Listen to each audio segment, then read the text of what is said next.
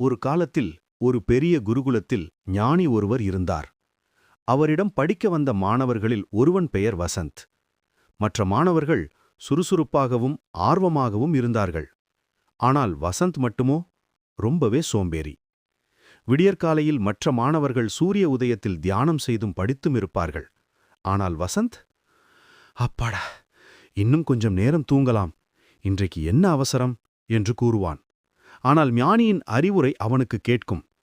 ஞானி வசந்திடம், வசந்தா, காலம் பொன் போன்றது, வீணடிக்கும் ஒவ்வொரு நொடியும் விலைமதிப்பற்றது. பாடம் நடக்கும்போதும் கூட வசந்த் கவனிக்க மாட்டான்.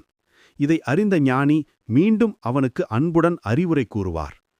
தவறவிட்ட நேரத்தை யாராலும் திரும்பப் பெற முடியாது.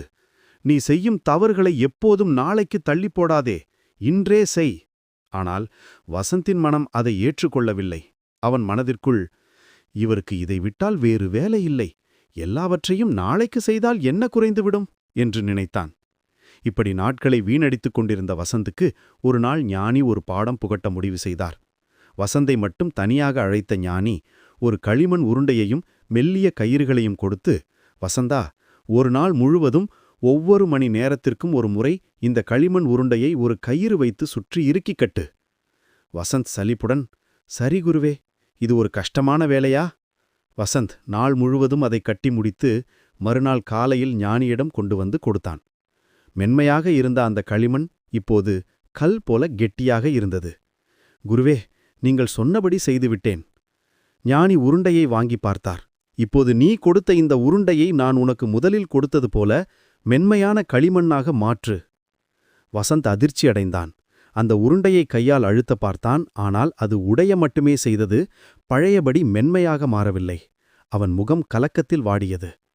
என்னால் முடியவில்லை குருவே, இது கல் போல கெட்டியாகிவிட்டது என்றான். இப்போது ஞானி அவனுக்கு பாடம் புகட்டினார். பார்த்தாயா வசந்தா, நீ நேற்று இதை மென்மையாக கொடுத்தபோது அதை எந்த வடிவத்திற்கும் மாற்றியிருக்க முடியும்.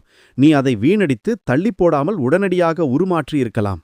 ஆனால் நேரம் கடந்துவிட்டதால் அது கடினமாகிவிட்டது. அதை மாற்ற இப்போது உன்னால் முடியாது.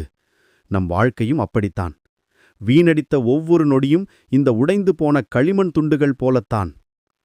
ஞானியின் இந்த வார்த்தைகள் வசந்தின் மனதை மாற்றியது. தன் சோம்பேறித்தனத்தால் இழந்த காலத்தை எண்ணி வருந்தினான். இனி ஒரு நாளும் சோம்பேறித்தனத்தால் என் நேரத்தை வீணடிக்க மாட்டேன் என்றான்.